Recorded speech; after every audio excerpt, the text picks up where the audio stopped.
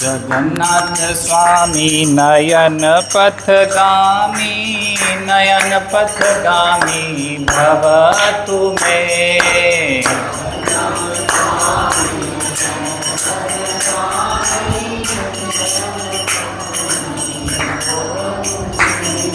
जगन्नाथ स्वामी नयन पथगामी, नयन पथगामी भव तुम्हें।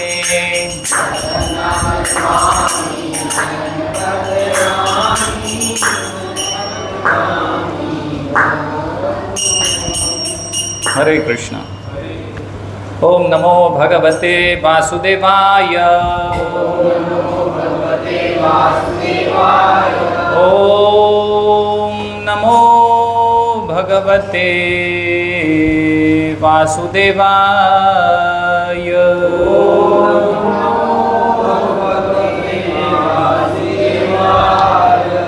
ओम नमो भगवते वासुदेवाय।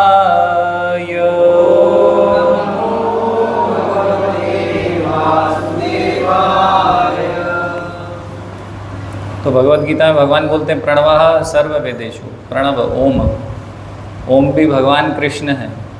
तो जगन्नाथ कौन है? कौन है जगन्नाथ? कृष्ण ही तो है जगन्नाथ।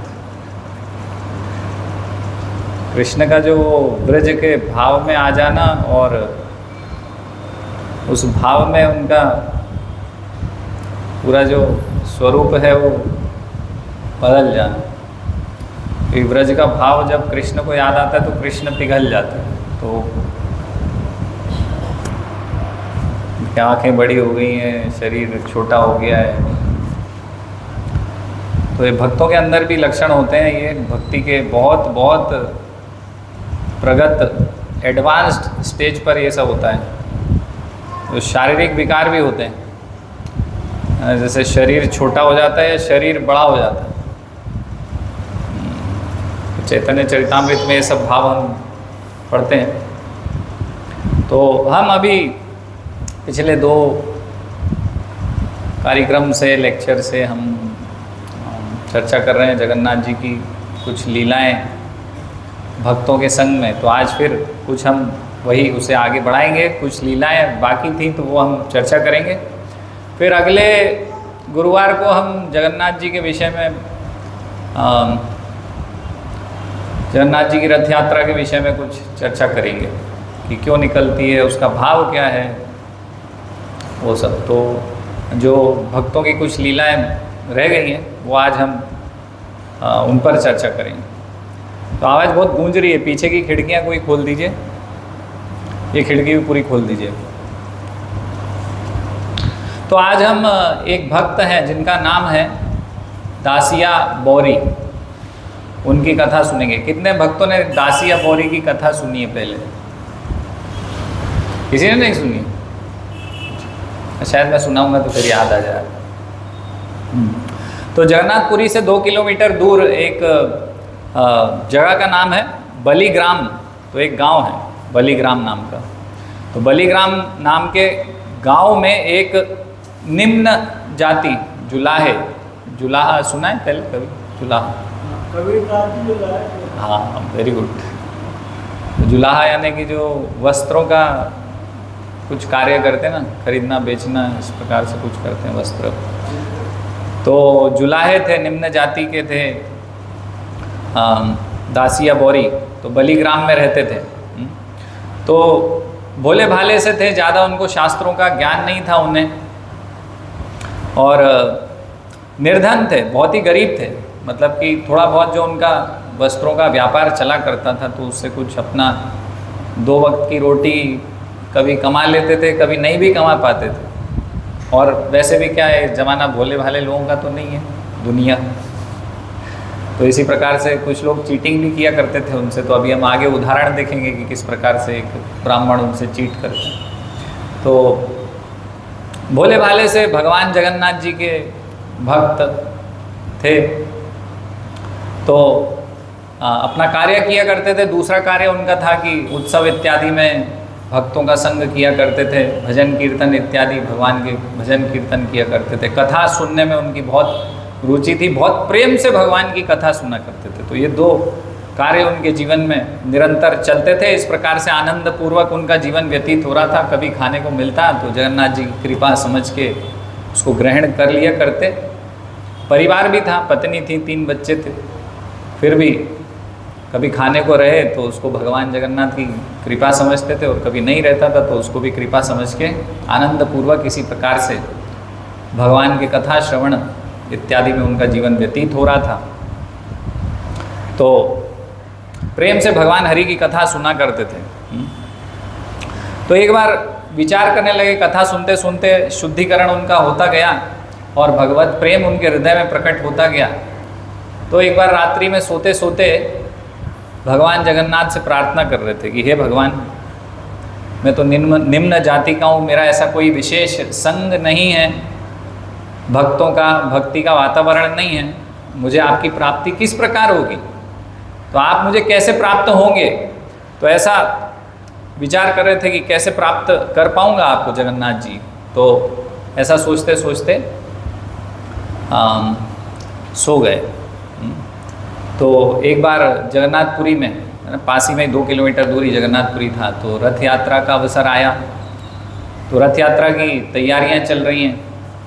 भगवान जगन्नाथ को रथ पर विराजमान किया गया, निकाल के नंदी घोष भगवान दर्शन देने, राजा प्रजा को दर्शन देने, देखने, हालचाल पूछने निकले। और भगवान कृष्ण के रथ का क्या नाम है जिस पे कृष्ण जगन्नाथ जी विराजमान होते हैं? नंदी घोष। और बलदेव जी के रथ का क्या नाम है? याद नहीं है। और सुभद्रा जी के, किसी को याद है? सुभद्रा जी के रथ का नाम है पद्मपाद, है ना। और बलराम जी के रथ का नाम है तलध्वज, है ना। ऐसे देवदलन भी कहते हैं सुभद्रा जी के रथ को, और अन्य नाम भी हैं, ऐसे बहुत सारे नाम हैं। तो गरुड़ ध्वज भी कहते हैं और कपित ध्वज भी कहते हैं नंदी घोष को, है ना, जगन्नाथ जी के रथ को। तो भगवान को निकाला गया बाहर और भगवान के रथ पर विराजमान हुए भगवान। और दासिया बौरी भी दर्शन करने का उन्होंने विचार बनाया, और वहाँ पर जो भी उनके गांववासी थे जो जा रहे थे उनके संग हो लिए, भक्तों के संग कीर्तन करते करते पहुँच गए जहाँ पर रथ भगवान का निकल रहा था। और पास ही में खड़े हो गए एक स्थान पर, उन्हें थोड़ी जगह मिल गई। हजारों लोग वहाँ पर तो एकत्रित होते हैं, तो बहुत भीड़ थी। तो एक स्थान उन्होंने ढूंढा उचित कि दूर से भगवान के दर्शन करूँगा, मैं तो निम्न जाति का व्यक्ति हूँ, कहाँ मैं भगवान के पास में जाऊँगा।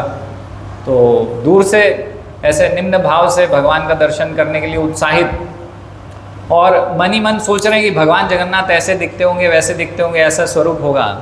और फिर एकदम से रथ सामने आया और भगवान जगन्नाथ के उनको दर्शन हुए। तो किसी ने बताया ये जगन्नाथ जी हैं।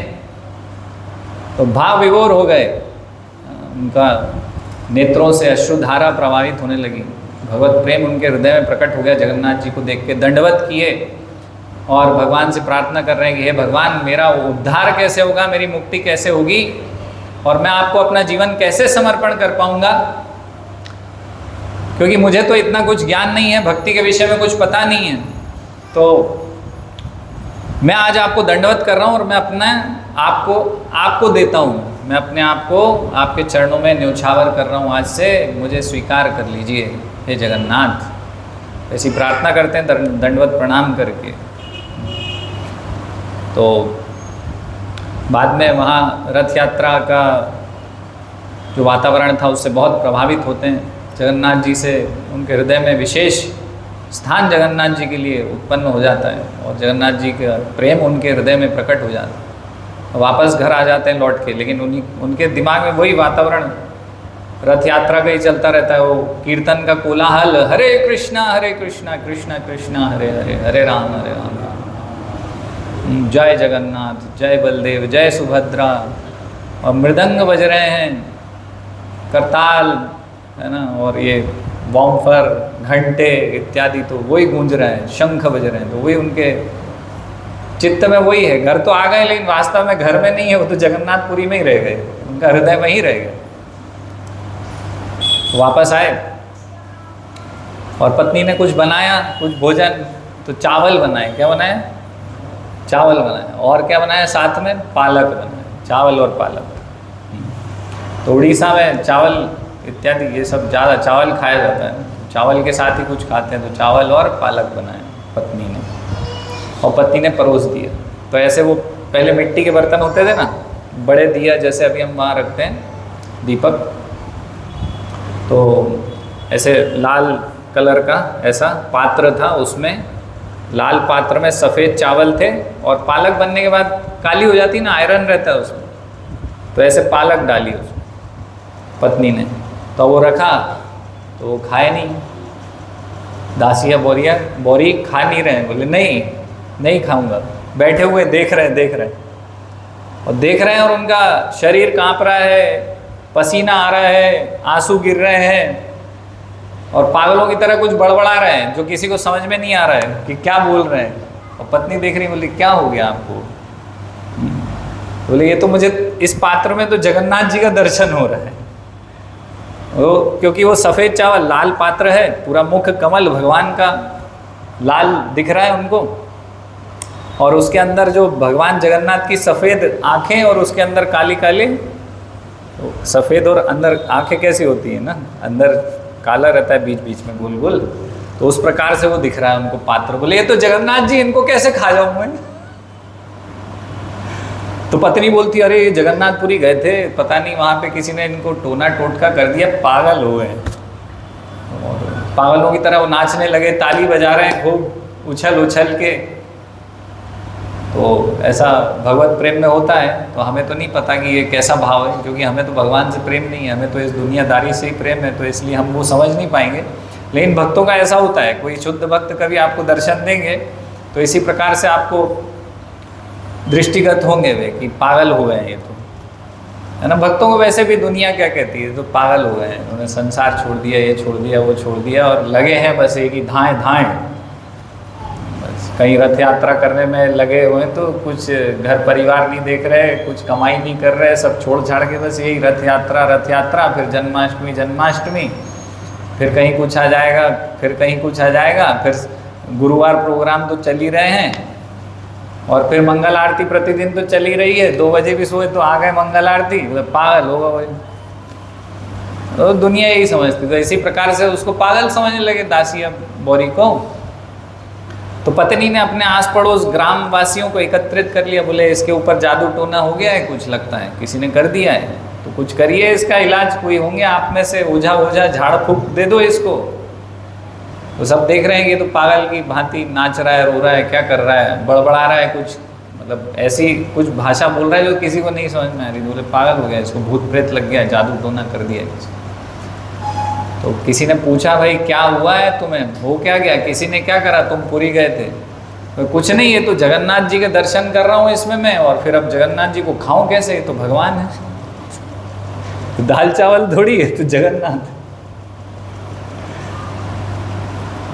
तो सब समझ गए कि ये भगवत प्रेम इनके हृदय में वास्तव में प्रकट हो गया है, और इसलिए ये पागल की भांति इस प्रकार से कर रहे हैं। तो जगन्नाथ जी का जादू इनके हृदय पे, मस्तिष्क पे चढ़ चुका है, भक्ति का रंग इनके ऊपर चढ़ गया है, तो इसलिए जगत के लिए पागल घोषित हो चुके हैं। तो सबने बोला कि ये तो आपके अंदर महान लक्षण प्रकट हो गए महान भक्तों के। तो उनका नाम जो था ना, बालीग्राम दास रख दिया उस दिन सभी ग्रामवासियों ने। तो ग्राम का नाम क्या था? बलीग्राम। तो वहाँ के जो महान भक्त हैं इसलिए बालीग्राम दास नाम कर दिया ना। दासिया बोरिया क्या हो गए, अब बालीग्राम दास हो गए। तो इस प्रकार से उनकी भक्ति के विषय में चर्चाएं छिड़ गई पूरे गांव में, आसपास के इलाके में, कि भाई दासिया बोरिया अब वास्तव में बालीग्राम दास हो गए, भगवान जगन्नाथ के दास हो गए हैं और महान भक्त हो गए हैं, इनके हृदय में भगवत प्रेम जागृत हो गया। तो सबने कहा अरे भाई गलती तुम्हारी है। पत्नी को क्या बोला, उनकी गलती नहीं है, उन्हें तो जगन्नाथ जी का दर्शन हो रहा है, तुम एक काम करो, चावल अलग पात्र में दो और ये जो पालक है इसको अलग पात्र में दो, तो उनको वो स्वरूप नज़र नहीं आएगा तो वो खा लेंगे। अच्छा ठीक है, ऐसा करके देखते हैं। और दोनों पात्र अलग अलग कर देती हैं, चावल अलग देती हैं और पालक अलग देती हैं, तो फिर आराम से उसको ग्रहण कर लेते हैं, खा लेते हैं, है ना। तो और इसी प्रकार से ही भगवान जगन्नाथ जी का हर जगह दर्शन करते हैं और इसी प्रकार से ही आगे उनका व्यवहार रहता है। और भगवान का ध्यान में रहते हैं हमेशा, उनको कुछ बाहरी जगत का कुछ ध्यान, कुछ पता नहीं रहता कि क्या चल रहा है घर परिवार के विषय में भी। तो जगन्नाथ जी ऐसा अपने भक्तों के साथ प्रेम करते हैं, तो ये नहीं देखते हैं कि उच्च जाति का है, निम्न जाति का है, कौन है क्या है। ये तो हमारे जैसे भौतिकवादी लोग देखते हैं, जिनकी बुद्धि में ज़्यादा भक्ति पड़ी नहीं है, जिनको भक्ति के विषय में ज़्यादा ज्ञान नहीं है। तो ऐसे भौतिकवादी लोग किस प्रकार से देखते हैं किसी व्यक्ति को कि इस जाति का है तो निम्न जाति का है ना, ये ब्राह्मण थोड़ी, ये तो जुलाहा है, ये तो ये है, ये तो वो है। तो जो कम बुद्धि वाले लोग, जिनको भगवान का विषय नहीं पता, भक्ति के विषय में कुछ जानकारी नहीं है जिनको, है ना, तो इसलिए बाहरी लोग क्या बोलते हैं, इस्कॉन है, विदेशी लोग हैं, विदेशी। और वृंदावन में क्या बोलेंगे, अंग्रेजों का मंदिर है, अंग्रेजों का मंदिर है। लेकिन हम वास्तव में यहाँ देख रहे हैं कि बड़े बड़े तपस्वी ज्ञानी, बड़े बड़े लोग जो भगवान के चरणों के पीछे मुनि, ऐसे लोग जो पढ़े हुए हैं वो भगवत प्राप्ति नहीं कर पाते, लेकिन ऐसे जुलाहे को भगवान ने अपना भगवत प्रेम दे दिया। हाँ, तो भगवान ये सब नहीं देखते हैं कि कौन किस जाति का है। भगवान को क्या बोलते हैं, भावग्राही जनार्दन। तो जनार्दन है ना, जनार्दन यानी कि हम भगवान की प्रजा है ना, हम जनार्दन है, जनता जनार्दन बोलते हैं ना। तो भावग्राही जनार्दन, तो सबके हृदय में भगवान बैठे हुए हैं, तो उस व्यक्ति के, उस मनुष्य के भाव को ग्रहण कर लेते हैं भगवान कि किस भाव में है।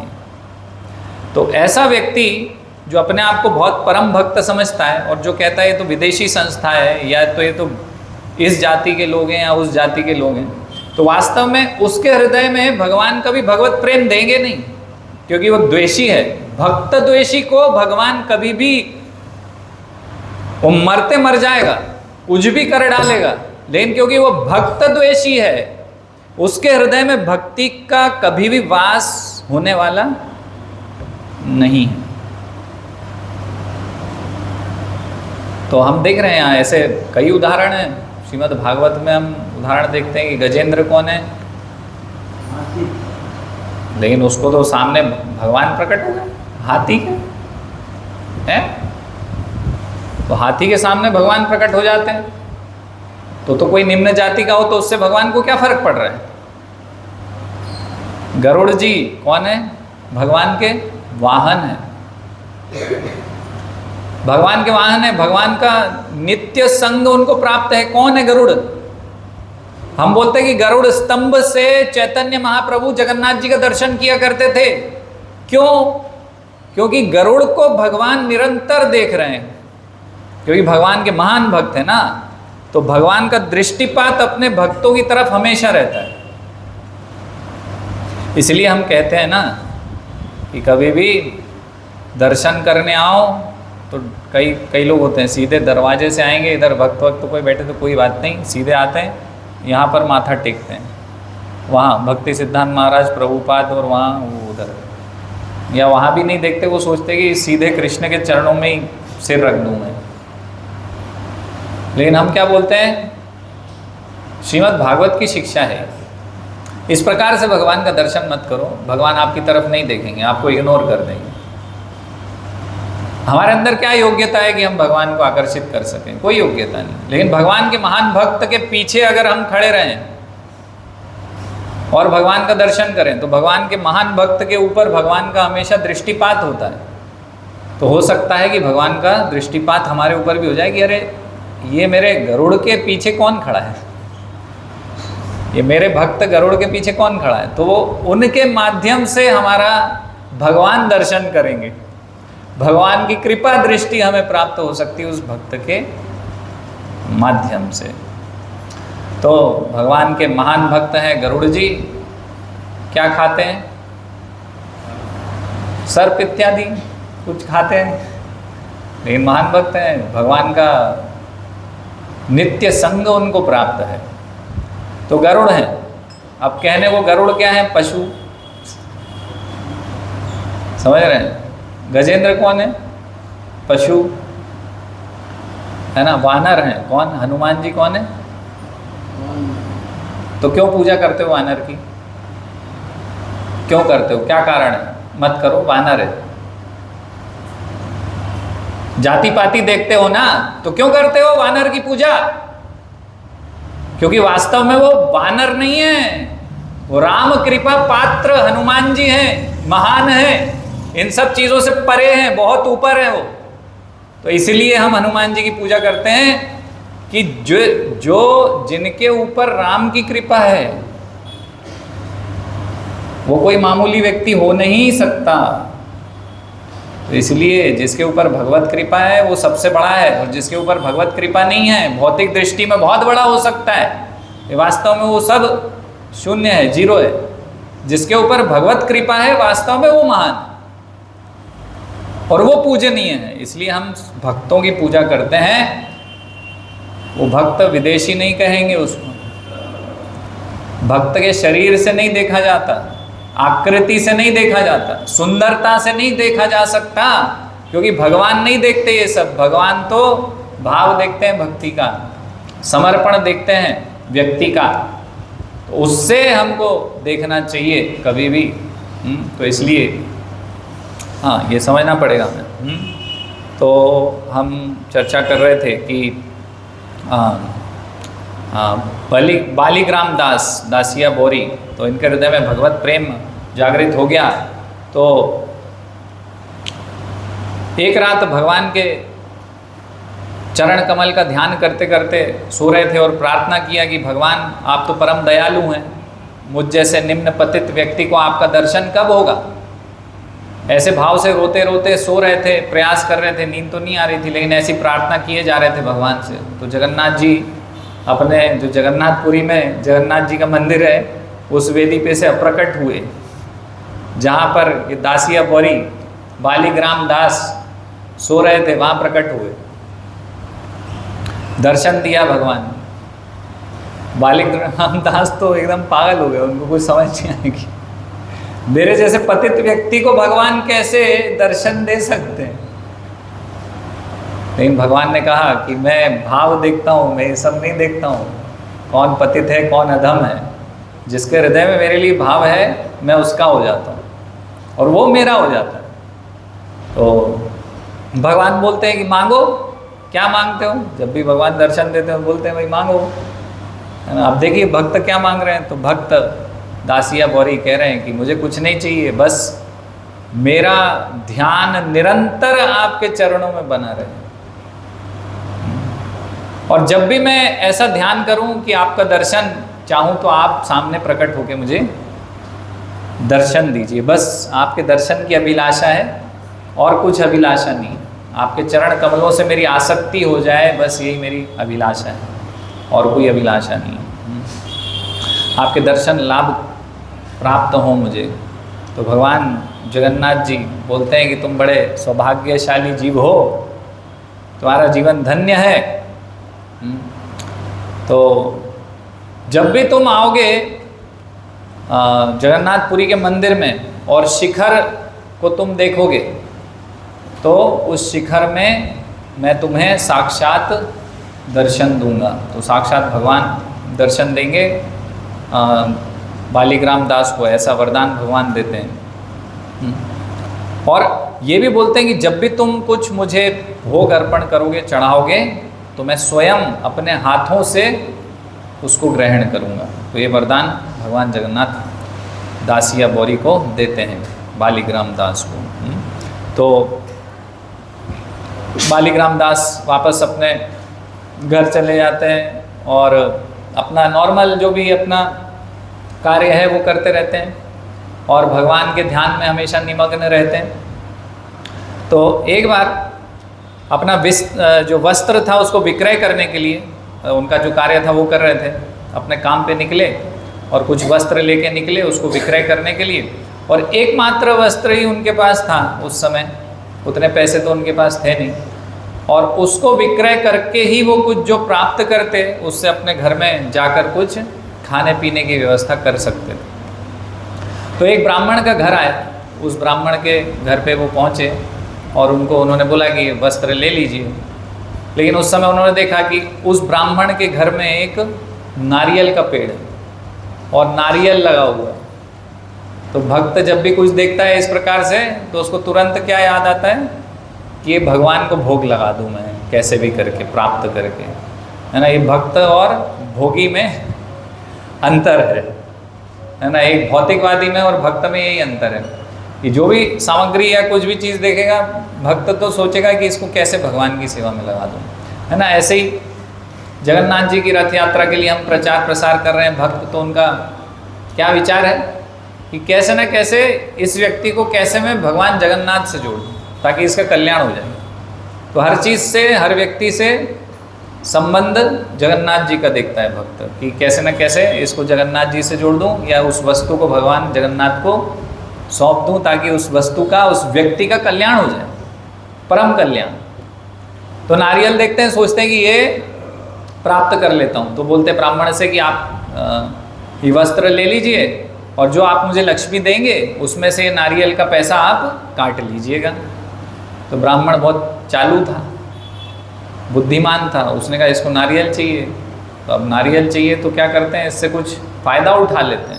तो फ़ायदा उठाने के लिए बोलता है कि भाई देखो ये नारियल तो बड़ा महंगा है, बहुत हाई क्वालिटी का है ना, कुछ हाइब्रिड है और ये है वो है और कुछ उसको साइंटिफिक नेम बता के बोले ये तो पूरे वस्त्र से भी ज़्यादा महंगा है, वो तो चलो ठीक है तुम ले लो, फिर भी यार वो तो तुम्हें देख रहा हूँ मैं कि गरीब हो, तुम कहाँ दे पाओगे, तो ये वस्त्र दे दो और नारियल ले लो।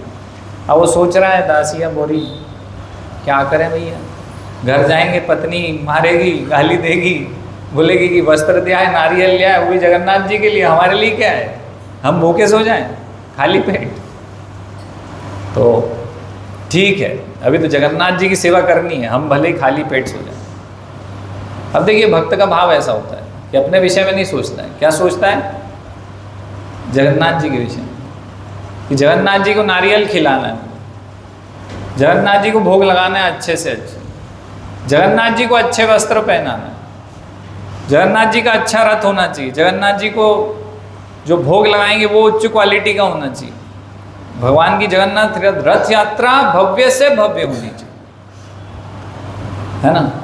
लेकिन अभी हम क्या सुनते हैं भक्तों से कि प्रभु जी, माता जी थोड़ा सा दान दीजिए ना, जगन्नाथ रथ यात्रा में 8 लाख का 9 लाख का बजट है।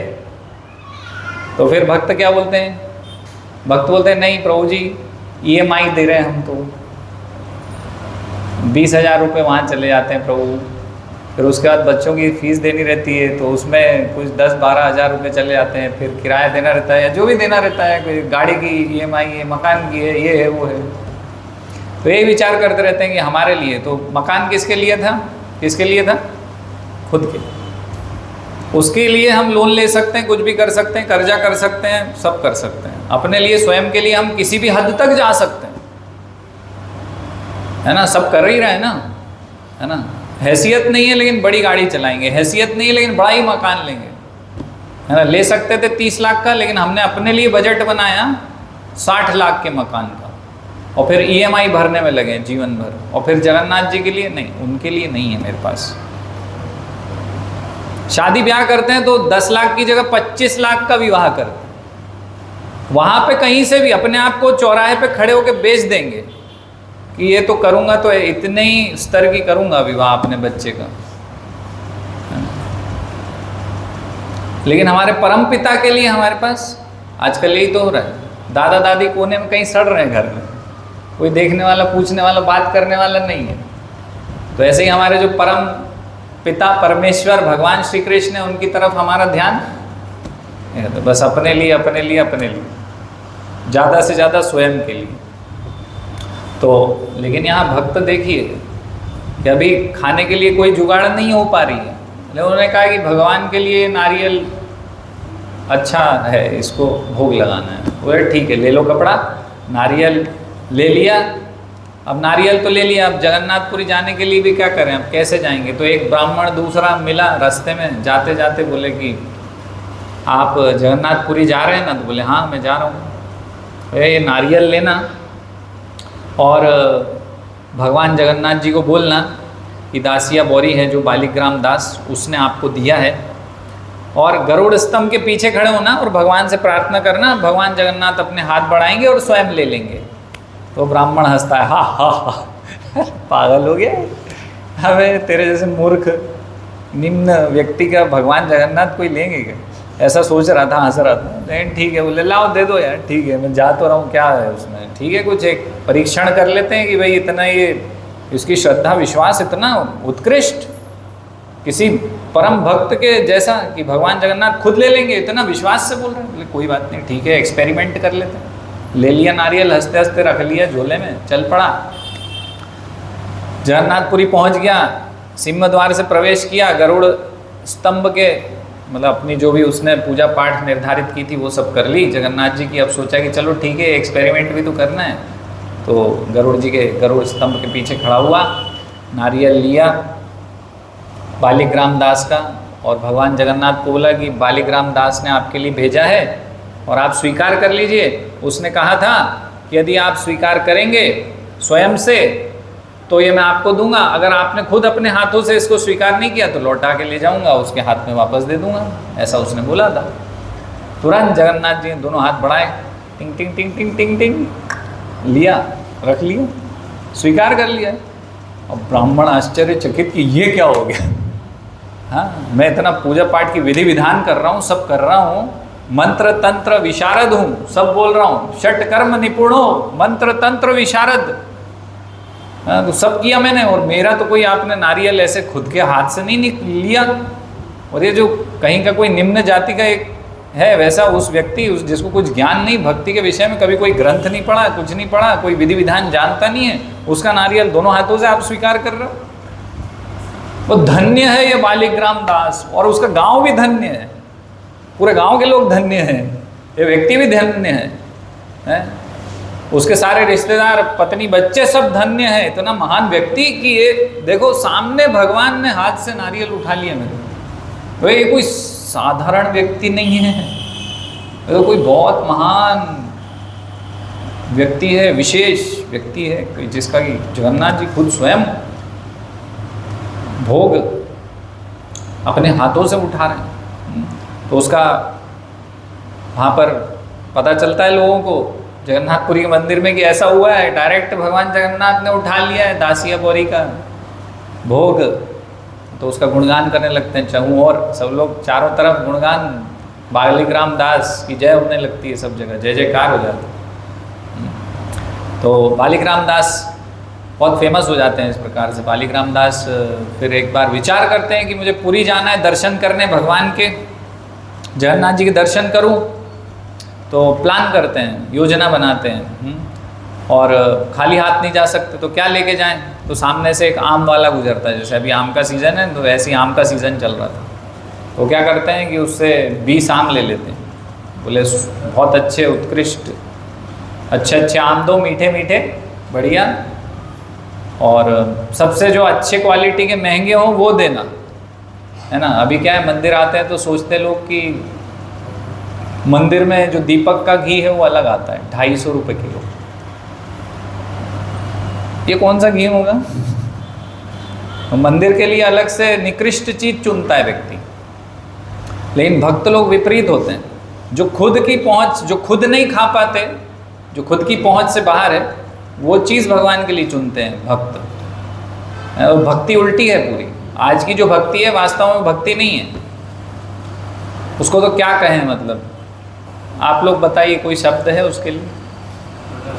है नहीं, वो प्रदर्शन भी लोग अच्छे से करते हैं, जैसे शादी में प्रदर्शन करते तो वो तो बहुत महंगा करते हैं, अब ये तो जहाँ गाय का घी पतंजलि वाला 700 रुपया किलो है, अब जो 300 रुपया किलो घी लेके आ रहे हैं, तो उसको क्या कहोगे आप? मतलब क्या कह सकते हैं, उसके लिए कोई शब्दावली नहीं है। तो हाँ, तो बहुत अच्छे अच्छे आम उच्च क्वालिटी के, तो कभी भी भगवान के लिए चुने तो ऐसा चुने, भगवान के लिए करें तो ऐसा करें जो खुद के लिए भी नहीं कर पाते, तब तो हम भक्ति कर रहे हैं। तो जब हम जगन्नाथ जी की रथ यात्रा निकाल रहे हैं तो ऐसे निकलनी चाहिए कि हमारे शादी विवाह में भी हम जितना नहीं खर्चा करते उतना उधर खर्चा होना चाहिए, तब तो आप भक्ति समझो। नहीं तो है क्या आपके अंदर? कुछ नहीं, लोभ लालच ही है, मेरा है मेरा है मेरा, मैं, अहम ममेति, ममता जिसको कहते हैं, मम है ना, मम यानी मेरा, ममता। जैसे माता रहती है ना, पुत्र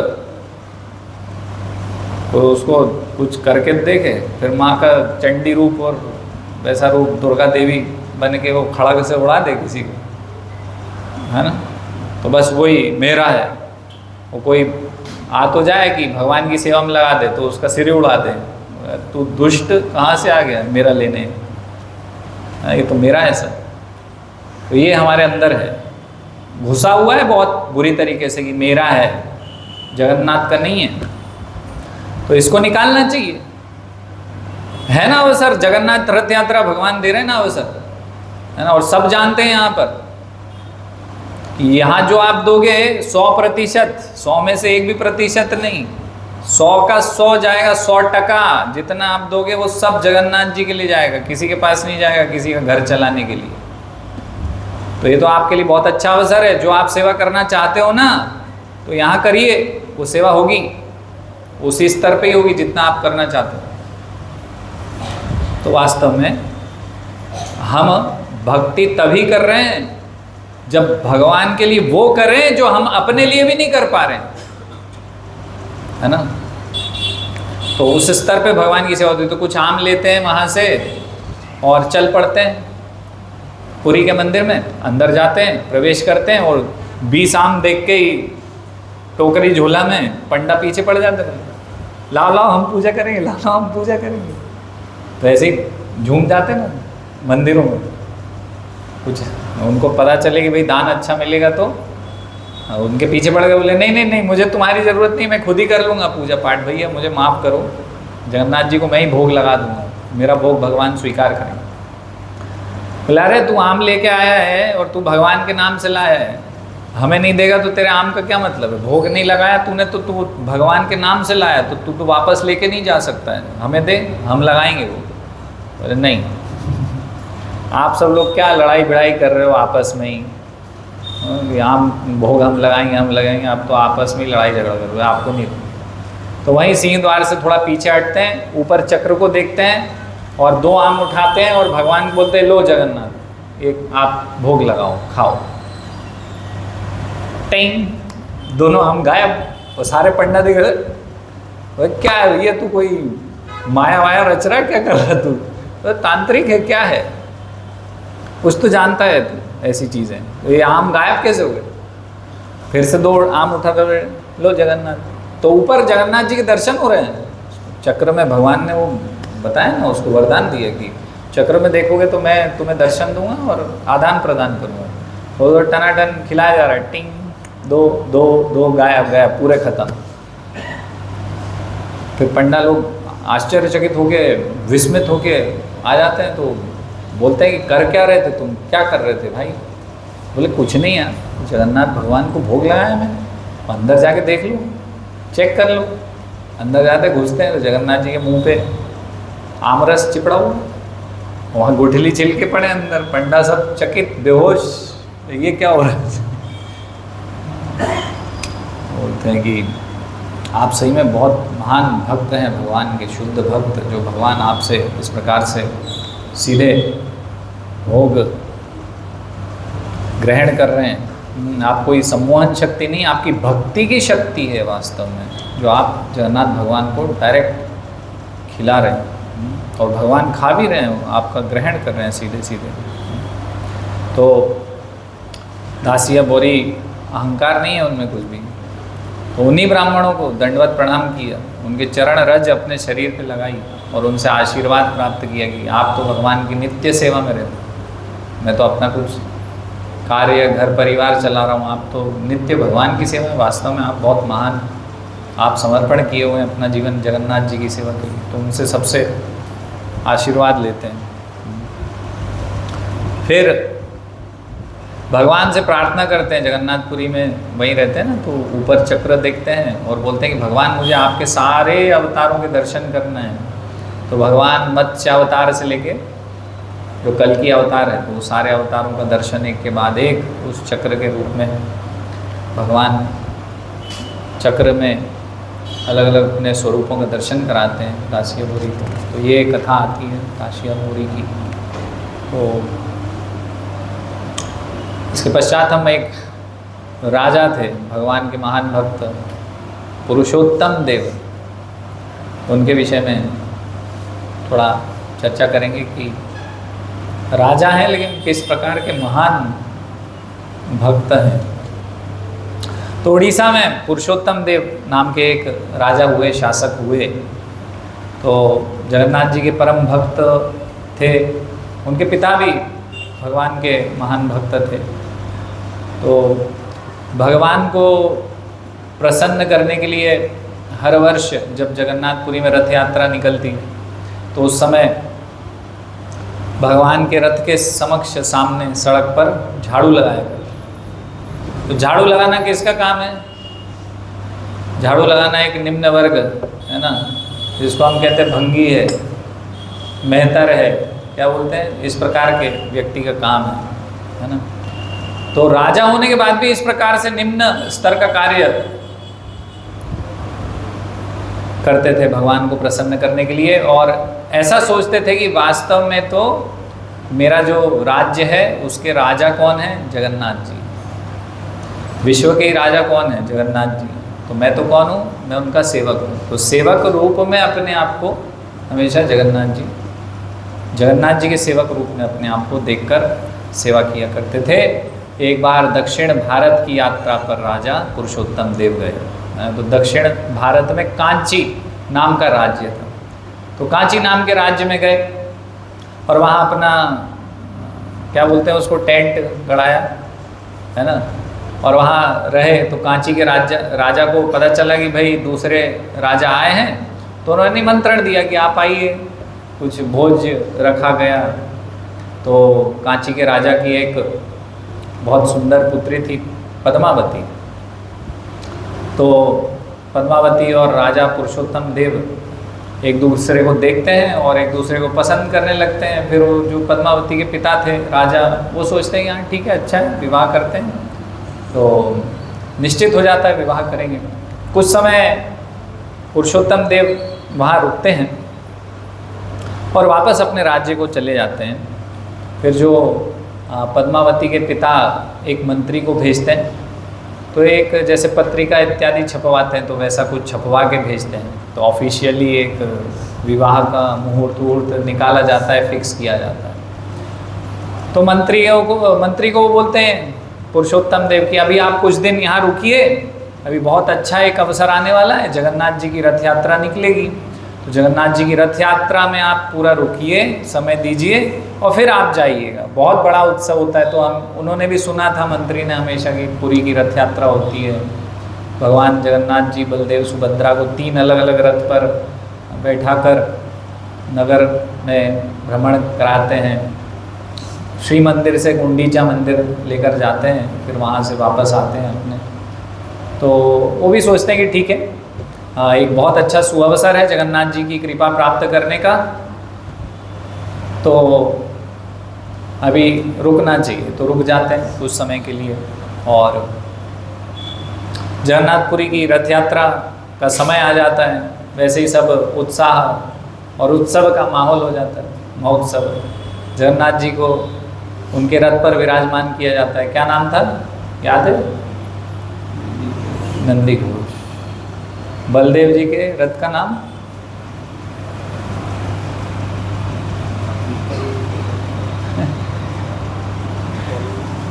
ताल ध्वज, और हाँ तल ध्वज है ना। हाँ तो और सुभद्रा जी के रथ का नाम? हाँ पद्मध्वज, देवदलन पद्मध्वज। तो तीनों को रथ पर बैठाया जाता है और भीषण कोलाहल होता है, उसके बीच में कीर्तन चलता रहता है और हजारों लोग लाखों लोग आते हैं, है ना। और शुरुआत में राजा झाड़ू लेते हैं और झाड़ने लगते हैं। तो मंत्री देखता है कि ये कैसा राजा है, ये तो चांडालों का और निम्न जाति के लोगों का कार्य कर रहा है, ये कैसा क्षत्रिय है। तो उनको अच्छा नहीं लगता, वो वहाँ से चले जाते हैं और जाके अपने राजा को बताते हैं, है ना, कि भाई वहाँ तो मैं गया, कांची के राजा को बता देते हैं सब कि वो झाड़ू लगा रहा था। वो तो बोले ऐसा कैसा राजा है? बोले ऐसे चांडाल के कार्य करने वाला कोई राजा होता है क्या? तो इसलिए हम कोई अपनी पुत्री उनको नहीं देंगे। और राजा भी उनकी बातों में आ जाता है, कांची का राजा। वो भी भाव नहीं समझ पाता भक्ति के। और वो जो पुरुषोत्तम देव जिस भाव से भगवान का अपने आप को सेवक समझ के, दास समझ के भगवान की सेवा कर रहे हैं, भगवान से प्रेम की वजह से वो कर रहे हैं, तो उस भाव को ग्रहण नहीं कर पाता कांची का राजा। तो वो रिश्ते को तोड़ देता है। फिर क्या करता है? स्वयंवर बुला लेता है, स्वयंवर बुला लेता है और पुरुषोत्तम देव को छोड़ के बाकी सब राजाओं के पास आमंत्रण जाता है। तो पुरुषोत्तम देव क्रोधित हो जाते हैं कि राजा तो मेरी अपमान पे अपमान किया जा रहा है। तो बोले चढ़ाई करेंगे, इससे युद्ध करेंगे। तो दोनों राजाओं में ठन जाती है। तो जो कांची के राजा थे वो ऐसा प्रस्ताव देते हैं। कांची के राजा जो थे वो किसके भक्त थे? गणेश जी के। और ये पुरुषोत्तम देव किसके भक्त हैं? जगन्नाथ जी के। तो दोनों में युद्ध छिड़ गया। तो एक शर्त आती है कांची के राजा की तरफ से कि क्या करेंगे भाई, अगर तुम युद्ध हारे तो तुम्हें जगन्नाथ जी को पीछे रखना पड़ेगा, गणेश जी को सामने रखना पड़ेगा, है ना। और अगर हम युद्ध हारे तो गणेश जी जगन्नाथ जी के पीछे रहेंगे, आपके मंदिर में आप ले जाना हमारे गणेश जी, मतलब कि हमारे इष्ट देव आप ले जाइए। और उनको ऐसा था कि भाई हम जीत ही जाएंगे, कॉन्फिडेंट थे कि हम जीत जाएंगे और जगन्नाथ जी के मंदिर की जगह और अपमान करेंगे, गणेश जी को रखेंगे, इनके इष्ट देव को पीछे कर देंगे। तो ऐसे तो अब क्षत्रिय हैं पुरुषोत्तम देव, तो वो कोई चैलेंज को अस्वीकार नहीं करेंगे। तो चैलेंज को स्वीकार कर लेते, बोले ठीक है देखेंगे। और भगवान के भक्त हैं पुरुषोत्तम देव, तो भक्ति भाव में लगे। तो कोई तलवारबाजी तो बहुत सालों से कर नहीं रहे, ना उनके राज्य में कोई ऐसे युद्ध उद्ध हुए कुछ विशेष। तो अभी सब उतना ज़्यादा उसका अभ्यास नहीं रहा। अब लेकिन अब युद्ध आ गया तो ठीक है, जगन्नाथ जी की कृपा से बोले ठीक है युद्ध भी करेंगे। अभी तो अगरबत्ती घुमा रहे थे, अब तलवार घुमाएंगे। दीपक घुमा रहे थे, अब क्या है उसमें, भगवान की सेवा के लिए सब कर लेंगे। दीपक भी घुमा देते हैं भक्त, और तलवार भी घुमा देते हैं समय समय पे, है ना। तो भक्त तो हनुमान जी जैसे होते हैं, भक्त तो अर्जुन जैसे होते हैं, है ना।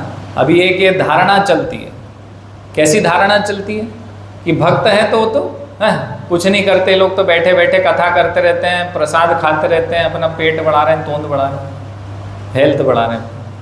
तो ऐसा नहीं है भाई, है ना। जो वैष्णव होता है ना, भगवान का भक्त, नहीं तुम्हें नहीं दे, सब हंसने लग गए, दर्पण हंसी नहीं रोक पा, सारांश को नहीं बोल रहा हूँ। तो अगर आप देखेंगे इतिहास, तो इतिहास, पुराण, वेद, वेदांत, इस प्रकार से हम बोलते हैं ना, उपनिषद।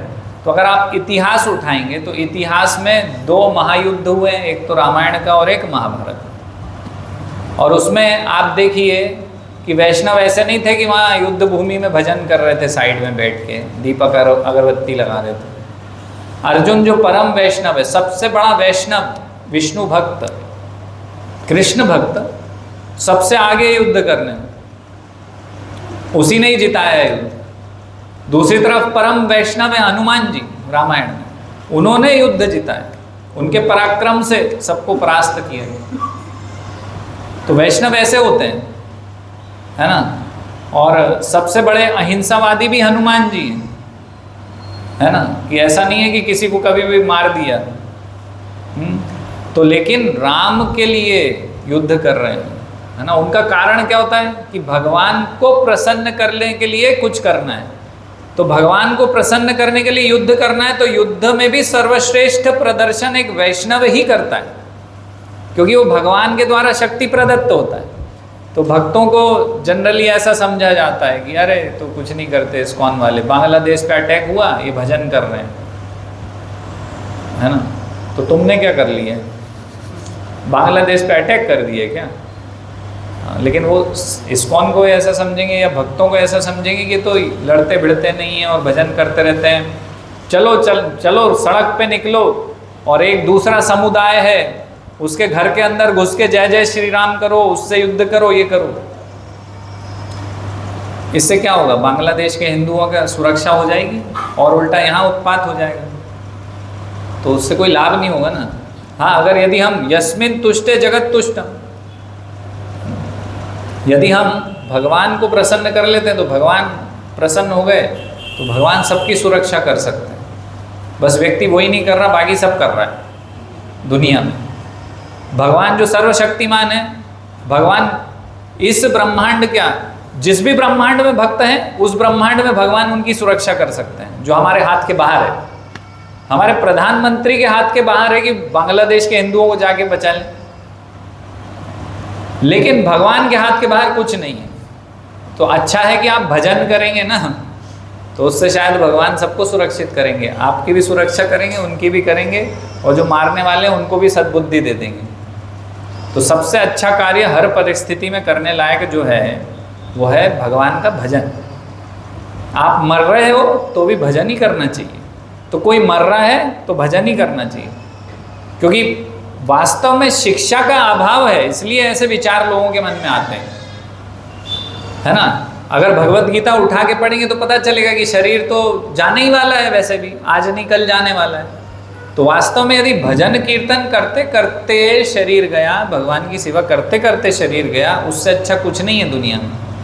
तो शरीर आज जा सकता है, 1 सेकंड बाद जा सकता है, 10 साल बाद जा सकता है, 20 साल बाद जा सकता है, जाना तो है ही। तो किसी भी परिस्थिति में जाए, कभी भी जाए, जाना है ना। जातस्य ही ध्रुवो मृत्युम ध्रुवम जन्म मृतस्य च तस्माद परिहर्यार्थे न त्वं शोचितुम अर्हसि। तो भगवान ये बता रहे ना, ये शिक्षाओं का अभाव है ना, शरीर को ऐसा इतना इम्पोर्टेंस देते हैं, आत्मा समझते नहीं, तो इसलिए ऐसे सब विचार करते हैं। लेकिन वास्तव में जब कोई मर रहा है, जब कोई मर जाता है, तो फिर आप राम नाम सत्य है, सत्य बोलो गत्य है, क्यों बोलते हो? नहीं बोलना था, लेकिन मर गया है तो हम भगवान का नाम लेते हैं, क्योंकि वास्तव में भगवान का नाम जीते जी भी लेना है और मरते समय भी लेना है, मरने के बाद भी लेना है।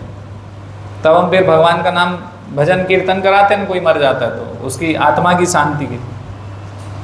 तो भैया वैसे भी आप सब आत्मा ही हो और आप सबको शांति की जरूरत है, तो मरने के बाद ही क्यों भगवान का भजन? अभी भजन करो ना।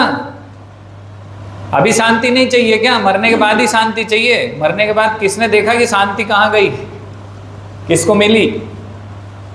अभी जब जीवित हो, शरीर है, हाथ पैर हैं, इंद्रियां हैं, वाणी से बोल सकते हो, कुछ भगवान की सेवा कर सकते हो, कुछ प्रचार कर सकते हो, कुछ रस्सी खींच सकते हो, कुछ भजन कीर्तन में ताली बजा सकते हो, हरे कृष्णा कृष्णा कृष्णा हरे हरे, हरे राम राम राम हरे हरे बोल सकते हो। तो अभी क्यों नहीं बोलते हो? अभी बोलो ना, अभी इसी वक्त। कल किसने देखा है? बाकी चीजों में सब ऐसे ही बोलते, कल किसने देखा है। भजन में कल किसने देखा है नहीं बोलेंगे, भजन में बोलेंगे कल ही देखेंगे, कल ही देखा है।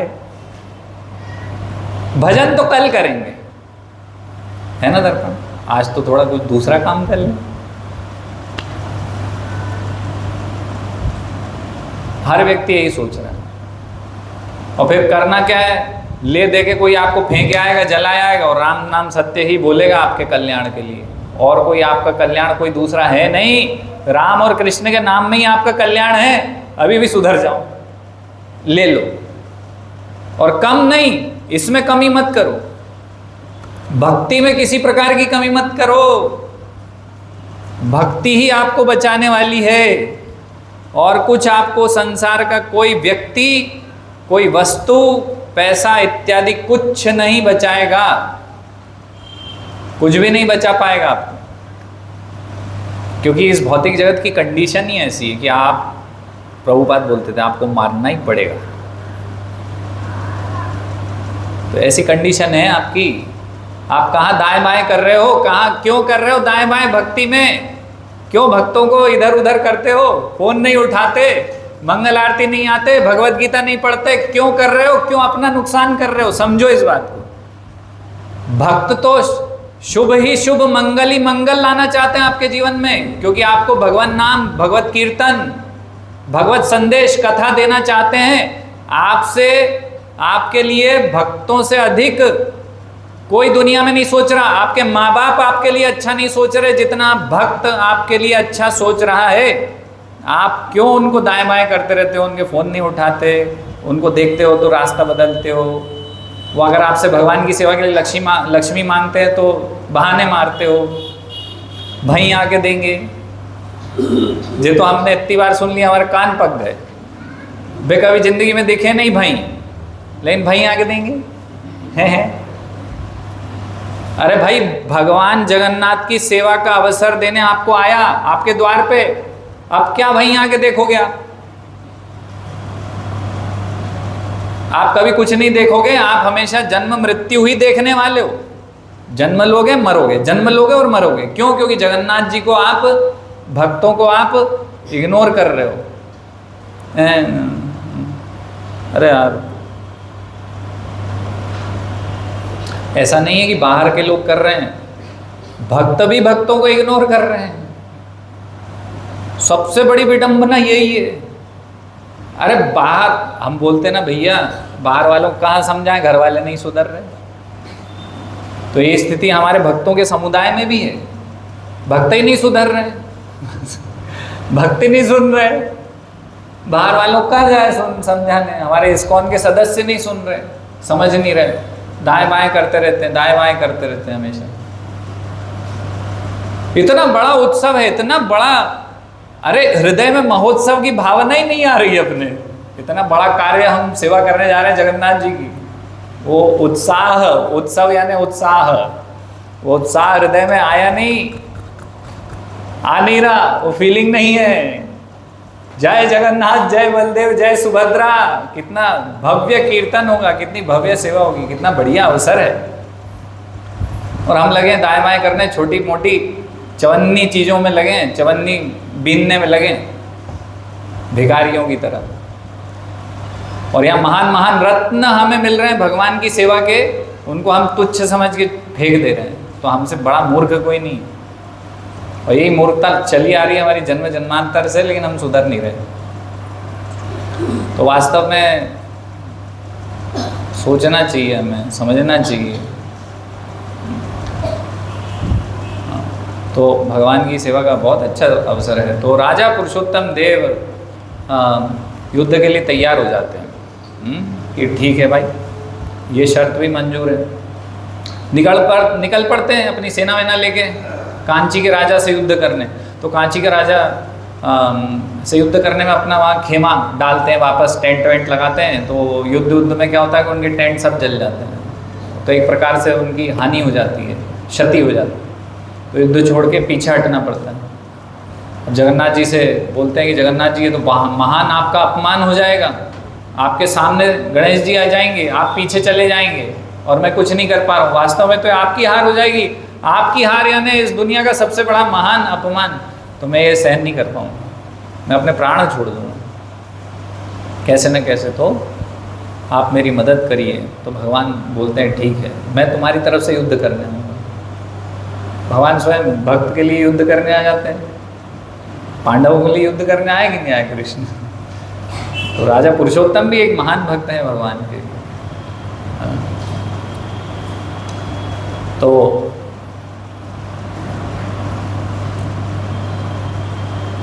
दोबारा बोले युद्ध करो।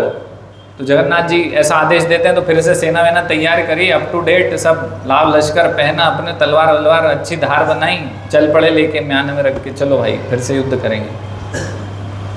और ये सेना तो पीछे है, आगे आगे एक श्वेत अश्व पे बलराम जी बैठ गए और एक काले घोड़े पे बैठ गए कृष्ण, और दोनों पहले ही निकल गए आगे आगे। अब आगे आगे जा रहे थे, गर्मी का मौसम था, गर्मी के मौसम में प्यास लग रही, बहुत गला सूख गया। तो फिर रास्ते में एक बूढ़ी वृद्धा दिखी, मटकी सर पे लेके जा रही थी। बस वो जी का भाव आ गया, ये अरे भैया क्या करें, पीना है अब तो, ये मही है इसके पास। बोले, वृद्धा को बोला दीजिए जरा मही थोड़ा सा। तो उनने मटकी दिखाई, तो मटकी वो तो एक एक करके एक एक गिलास पूरी मटकी सटकार गए, खत्म खेल। बोले और है, बोले अब कछु नहीं बचा। बोले ठीक है। वो घोड़े बैठे चल दिए, और वृद्धा रोने लग गई, ये तो चोर निकले, और क्या करूँ, तो मेरे घर जाके क्या करूँगी मैं, इससे पैसे ही नहीं मिले, घर कैसे चलेगा मेरा। तो बोला अरे पैसे तो देते जाओ। हैं पैसे देना पड़ते हो, पैसे तो नहीं आता, धन नहीं है। तो धन नहीं है तो फिर क्यों पी लई। बोले ठीक है, अच्छा दिलवा देंगे, तुम एक काम करो, रो मत, ये लो मेरी अंगूठी। कृष्ण उतरते हैं घोड़े से, बोले अंगूठी रखो, वो पीछे राजा आ रहा है पुरुषोत्तम, उसको देना, वो छाछ के पैसे दे देगा तुम्हें, ये अंगूठी देख के। बोले ठीक है।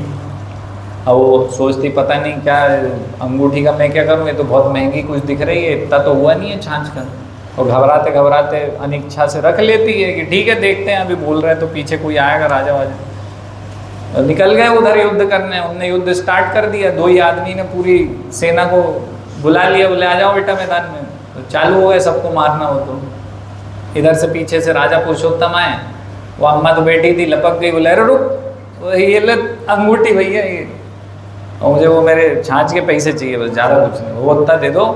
वो दो आदमी गए हैं, बहुत सुंदर बालक थे, बहुत अच्छे दिख रहे थे, और उनको देख के ही मेरे हृदय में करुणा वात्सल्य भाव जाग गया, और बहुत प्रसन्नता आनंद आ रहा था उनको देखते देखते। लेकिन उनने थोड़ा नुकसान कर दिया, इतना पैसा मुझे दे दो। और ये अंगूठी उसने दी है। वो देखते बोले अरे अंगूठी का कुछ नाम था, मैं भूल गया हूँ, जगन्नाथ जी की। ये तो जगन्नाथ ही थे, कृष्ण ही आ गए स्वयं युद्ध करने मेरे लिए। जो उन्होंने बोला था उनकी बात को पूरा करते हैं भगवान। तो बोले तुम्हें केवल ये इसके लक्ष्मी नहीं दूंगा, तुम्हें जो चाहिए मैं सब दूंगा। मैं तुम्हें एक गांव का माल गुजार बनाता हूँ, है ना, माल गुजार होते थे ना पहले। तो बोले वसूल करना, तुम कर वसूल करना, कोई इधर उधर कुछ ले जाएगा तो तुम कर वसूल करना, तुम्हारा अब ये छोड़ दो छाछ वाछ बेचना। तो तुम्हें तो जगन्नाथ जी ने, बलराम जी ने खुद ही दर्शन दे दिया। बोले हाँ, तो उनको पता चलता है अरे किसके दर्शन कर लिए मैंने। हाँ, तो ऐसे बोले मुझे दर्शन नहीं हुआ अभी तक, तुम्हें दर्शन हो गए, अम्मा बहुत भाग्यशाली हो। फिर वो आगे बढ़ जाते हैं। तो युद्ध में फिर विजय राजा पुरुषोत्तम की हो जाती है। तो राजा पुरुषोत्तम, वो जो राजा थे कांची के, उनको छोड़ देते हैं, उनको नहीं कुछ बोलते। वो जो पुत्री थी उसको पकड़ लेते हैं। बोले इसने ऐसे बोल के रिजेक्ट किया ना, हालांकि वो पुत्री का कोई दोष नहीं था, लेकिन बोले इसका विवाह तो अब मैं चांडाल जाति के व्यक्ति से ही कराऊंगा, झाड़ू लगाने वाले से करवाऊंगा, इसको रख लो। अब मंत्री जो थे थोड़े से बुद्धिमान थे राजा पुरुषोत्तम के, तो बोलते ठीक है अभी ये मेरे हवाले कर दीजिए राजा, आप मुझे मेरे हवाले कर दीजिए ये राजकुमारी को, इसका विवाह हम समय आने पर करवा देंगे किसी चांडाल से। आपकी जो इच्छा है ना, आपका जो क्रोध है आप रखिए, आप अभी थोड़ा समय दीजिए, इसका कर देंगे विवाह किसी चांडाल से। तो राजकुमारी तो प्रेम करती थी राजा पुरुषोत्तम से, लेकिन फिर अब स्थिति ऐसी हो गई, क्या करे भाई, ये विकट स्थिति। तो रो रही हैं, पछता रही हैं कि ये भगवान क्या हुआ, जगन्नाथ ऐसा क्यों हो रहा है। तो फिर से अगला वर्ष आ गया, जगन्नाथपुरी की रथ यात्रा प्रारंभ हुई, और रथ यात्रा में वापस उसी प्रकार से, उसी भाव से उठाई, उत्साह से उन्होंने झाड़ू, राजा ने झाड़ू लगाने लगे। अब आप देखिए भक्त कैसे होते हैं। अभी हमें तो कोई थोड़ा सा बोल दे कि वो मंदिर मत जाओ, अरे तुम्हें क्या मिल रहा है, समय जा रहा है, इससे अच्छा बिजनेस क्यों नहीं करते, उतने समय पैसा मिलेगा, उस मंदिर जाने से क्या मिलेगा, समय व्यर्थ होगा। उतने समय क्या करना चाहिए, बिजनेस करना चाहिए, उतने समय पढ़ाई कर लेनी चाहिए, लाभ जिससे होगा वो करो ना। मंदिर जाके क्या मिलता है तुम्हें, कोई तो लाभ होता नहीं, दिखता नहीं ना मंदिर का लाभ कुछ भी। लेकिन पता नहीं है कि वो पढ़ाई चल रही है, जो तुम्हारा धंधा जितना चल रहा है उतना भी वो भगवान की कृपा से ही चल रहा है। और भगवान जिस दिन चाहेंगे तो उड़ा देंगे तुम्हें, और संसार से भी उड़ा सकते हैं। केवल तुम्हारा बिजनेस ही नहीं, तुम्हें भी उड़ा सकते हैं। तो भगवान की कृपा से ही वास्तव में सब कुछ चल रहा है हमारे जीवन में, है ना। सब कुछ भगवान की कृपा ही है। तो हमें थोड़ा सा कोई कुछ बोल देता है तो हम छोड़ देते हैं। अब आप देखिए कि इतना अपमान हुआ कि किसी ने बोल दिया कि तू झाड़ू लगाने वाला चांडाल है, लेकिन फिर भी अगले साल फिर से झाड़ू पकड़ ली और उतने ही प्रेम से झाड़ू लगा रहे हैं जगन्नाथ जी। तो ये जो बड़े भक्त हैं ना, जिनका भक्ति में दृढ़ता है, उनकी निशानी है कि कोई कुछ भी बोले, कुछ भी करे, है ना। जैसे प्रहलाद महाराज के पिता ही लगे थे उनको भक्ति से हटाने, कोई दूसरा व्यक्ति नहीं, स्वयं उनके पिता की भक्ति नहीं करेगा, ये विष्णु नहीं, मैं हूँ भगवान। लेकिन किसी के कहने से कोई भक्त को फर्क नहीं पड़ता भाई, है ना। हमें तो पता है ना, हमने तो भगवत गीता पढ़ी ना, हमने तो प्रवचन सुना ना, हमने तो भागवत कथा सुनी ना, पढ़ा ना, तो हमें किसी की बात में क्यों आना है। जिसकी वजह से हम मंदिर आना छोड़े हैं, जिसकी वजह से हम भक्ति छोड़े या भक्ति को कम करें, हमें तो वो साक्षात्कार हुआ है ना। जिसको साक्षात्कार नहीं हुआ है वही एक कदम पीछे लेता है, जिसको साक्षात्कार है वो हमेशा कदम आगे ही बढ़ाएगा भक्ति में, पीछे नहीं हट सकता है। और जो वास्तव में भक्ति कर रहा है और जो भक्त है वो कभी एक कदम भी पीछे नहीं करेगा, वो हमेशा एक कदम, 2 कदम, 50 कदम, 100 कदम आगे ही बढ़ाएगा। एक भी कदम पीछे नहीं ले सकता वो भगवान के लिए, कभी नहीं, कभी भी नहीं। इसलिए वास्तव में तो हम भक्ति कर ही नहीं रहे, है ना। फिर से वही बात बोल रहा हूँ मैं कि मेन तो हमारे ग्रुप में ही हमें दिखती है समस्या। थोड़ा किसी ने कुछ बोल दिया, थोड़ा किसी ने डांट दिया, थोड़ा कुछ अनबन हो गई भक्तों से, तो उन्होंने कहा अरे यार छोड़ो यार, कौन करे, काय के लिए जाएं। थोड़ा जमा नहीं तो कुछ, ठीक है छोड़ दो। तो भक्ति इतनी सस्ती नहीं है भक्तों के लिए, किसी भी हाल में पीछे नहीं हटता भक्त, आगे ही बढ़ता है भक्ति में हमेशा। 2 कदम 10 कदम आगे ही जाएगा, 1 कदम पीछे रखने की नहीं सोचेगा कभी भी। तो ऐसे राजा पुरुषोत्तम भक्त हैं कि किसी ने बोल दिया कि झाड़ू वाला है तू, तो भंगी है तू, तो उन्होंने कहा ठीक है भाई, मैं भगवान का भंगी हूँ, है ना। हम यहाँ पर टॉयलेट साफ कर दें ना मंदिर की और झाड़ू पोछा लगा दें, तो ऐसा होता है। नए नए लोग आते हैं तो नए नए लोगों को भक्ति का भाव नहीं पता। आप ये राजा की भक्ति का भाव देखो, हम तो क्या हैं, हम तो कुछ भी नहीं है, अपने आप को बहुत बड़े समझते हैं। वो तो सही में है, हम तो समझते भर हैं कि मैं बहुत बड़ा हूँ, है कुछ नहीं, और वो है, लेकिन वो नहीं समझता अपने आप को कुछ भी, वो भगवान का दास समझ रहा है अपने आप को। तो ये भक्ति का भाव है कि वास्तव में बड़ा व्यक्ति वो है जो अपने आप को भगवान का भंगी समझे, झाड़ू पोछा करने वाला समझे, वास्तव में वो भक्त है जो यहाँ मंदिर में झाड़ू पोछा लगाए। ऐसे राजा से हम उदाहरण से समझ सकते हैं इसको, है ना। किसी से हम बोलते ना कि झाड़ू लगा दो या बर्तन धो दो, तो मंदिर आना छोड़ देते लोग, तो वो अपने आप पता नहीं क्या समझे, खुद ही जगन्नाथ है अपने आप नहीं। लेकिन वास्तव में आप इससे सीखिए, आज भी जगन्नाथपुरी की रथ यात्रा में राजा आता है और झाड़ू लगाता है, क्योंकि वो वास्तव में सही चेतना में है ना। जो अहंकारी व्यक्ति है वो होगा कुछ नहीं, भौतिक स्तर पे भी 0 होगा वो, लेकिन अपने आप को बहुत बड़ा समझता है ऐसा व्यक्ति। लेकिन वास्तव में भक्ति में बड़ा व्यक्ति वो है जो अपने आप को भगवान के लिए ऐसी सेवाओं के लायक भी ना समझे। ये समझे कि मैं तो भगवान के मंदिर की टॉयलेट क्लीनिंग करने की लायक भी नहीं हूँ और झाड़ू पोछा करने के लायक भी नहीं हूँ, वो तो मेरी किस्मत अच्छी है कि मुझे भक्तों की कृपा से ये अवसर मिल गया, भगवान की कृपा से ये मुझे अवसर मिल गया है कि यहाँ झाड़ू पोछा लगा रहा हूँ, टॉयलेट साफ कर रहा हूँ। और अगर किसी ने मुझे बोल दिया कि अबे तू तो वहाँ पे ऐसे बर्तन वाली बरौनी जैसे काम करती है, तू तो झाड़ू पोछा लगाने वाली बाई बन गई वहाँ मंदिर जाकर, तो हम तुरंत अपना ओह अरे मैं तो इतना बड़ा व्यक्ति, मुझे शोभा नहीं देता ये सब, मैं नहीं करूँगा अब कल से।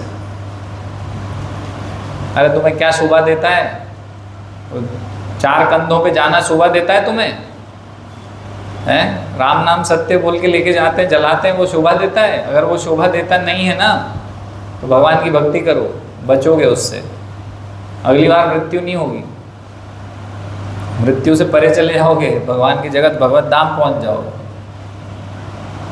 है ना। अपने आप में अहंकार से क्या मतलब है? अंततोगत्वा तो हम देखते हैं कि सारा अहंकार हमारी मृत्यु हर लेती है, और मृत्यु से कौन बचा सकता है हमें? जगन्नाथ के अलावा कोई नहीं बचा सकता है ना। तो वो सारा अहंकार धूमिल हो जाएगा हमारा, जीवन भर रखोगे तो जीवन के अंत में हो जाएगा। तो इसलिए अच्छा है कि हम अहंकार नहीं रखें, राजा पुरुषोत्तम से सीखें कि भगवान के मंदिर आते हैं तो झाड़ू लगाना चाहिए, पोछा लगाना चाहिए, बर्तन धोना चाहिए।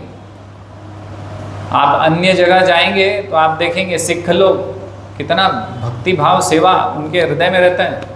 आज भी सुरेंद्र जी हमारे जगन्नाथ रथ यात्रा में आएंगे, वहाँ के अध्यक्ष हैं जो गुरुद्वारा के, और ऐसे ही छोटी मोटी सेवाएं करते हैं, और कोई किसी को उनको बोलने की आवश्यकता नहीं पड़ती। यहाँ तो बोलो तो करते नहीं, बर्तन ऐसे ही पड़े रहते हैं, झाड़ू पोछा ऐसे ही, प्रसाद लिया चल दिए, जैसे कि कोई होंगे हमारे नौकर जो धोके जाएंगे करके जाएंगे। अरे मंदिर सबका है, आपका भी है, ये कोई मेरा नहीं है या किसी एक व्यक्ति का नहीं है, ये आप सबका है, ये क्योंकि भगवान का है, आप सबका ही है ये। तो अपना समझिए। अपने घर में कभी हम बर्तन भांडे या कुछ खाने पीने के बाद सब ऐसे ही छोड़ के चले जाते हैं क्या? नहीं, हमारे घर अपना समझते हैं जब हम करते हैं वो चीज़। मेरा घर है तो मुझे सुधारना है, सुंदर दिखना चाहिए, अरे ये फैला हुआ नहीं होना चाहिए, ऐसा नहीं होना चाहिए, गंदा नहीं होना चाहिए। लेकिन भगवान को हम अपना जब तक नहीं समझेंगे, जब तक वो भावना आने वाली नहीं है। खाए पिए चल दिए, ठीक है प्रभु जी, हरे कृष्णा, धो लेना बर्तन। तो जगन्नाथ जी हमारे भी हैं, आपके भी हैं, सबके हैं, और उनके अलावा हमारा कोई नहीं है इस संसार में, कोई भी नहीं है हमारा। इसका सब प्रमाण सबके पास है। तो इसलिए तो हम कहाँ थे कि भाई राजा बोलते हैं कि ठीक है, इनका विवाह अभी कर देंगे। मंत्री ले जाते हैं, मंत्री ले जाते हैं पद्मावती को और अपने पास रखते हैं अपने घर में। फिर से अगले साल राजा झाड़ू लगा रहे हैं, तो जब राजा झाड़ू लगाते हैं तो मंत्री महल में पद्मावती को बोलते हैं कि चलो सबसे अच्छे वस्त्र पहन लो, आज तुम्हारा विवाह होने वाला है, किसी झाड़ू लगाने वाले से तुम्हारा विवाह करवाएंगे आज, किसी चांडाल से। तो रोने लगती है, हे भगवान आज देखो क्या हो रहा है, जगन्नाथ जी बचाओ मुझे। और ठीक है, अच्छे वस्त्र पहन लेती, सर्वश्रेष्ठ जो उसके पास थे। तो पालकी में बोलते, पालकी में बैठ जाओ। मंत्री बोलते चिंता मत करो, जगन्नाथ जी सब ठीक करेंगे, सब हो जाएगा, तुम चिंता मत करना, बस बैठ जाओ, जैसा जैसा बोल रहा हूँ वैसा करो। पालकी में बैठाता है। नंदी घोष जो रथ है उसके पास भीड़ भड़ाका लगा हुआ है, मंत्री जगह वगह बना के पालकी ले जाता, वहाँ रखता है, तो उसको बोलता है बाहर आओ। बाहर आते राजा झाड़ू लगाता है। तो राजा से मंत्री बोलते हैं आपने बोला था कि इसका विवाह करना है किसी चांडाल से। राजा बोलता है अरे यार तुम कहाँ मुझे डिस्टर्ब कर रहे हो, ये सब चल रहा है, इतनी व्यवस्था चल रही है, ये सब चल रहा है, और तुम कहाँ आ गए, मैं अभी सेवा कर रहा हूँ। हाँ हाँ हाँ कर दो, मेरी आज्ञा है, कर दो चांडाल से इसका विवाह, जाओ जाओ कर दो। और बस ठीक है, यही तो मैं चाहता था। मंत्री बोलता मुझे आज्ञा तो चाहिए थी। तो बोले वो व्यक्ति तो आप ही हो, आप ही तो झाड़ू लगा रहे हो, आप ही तो कोई चांडाल हो, लो भैया कर लो इससे विवाह। और आपने आदेश दिया, आपके आदेश से मैं आपका विवाह इससे करवाता हूँ। दोनों का विवाह करवा देते हैं, दोनों माला वहीं पहना देते हैं, बाद में भव्य विवाह होता है। तो इस प्रकार से मंत्री बुद्धिमानी से सब कुछ वापस यथावत ठीक कर देते हैं, है ना। तो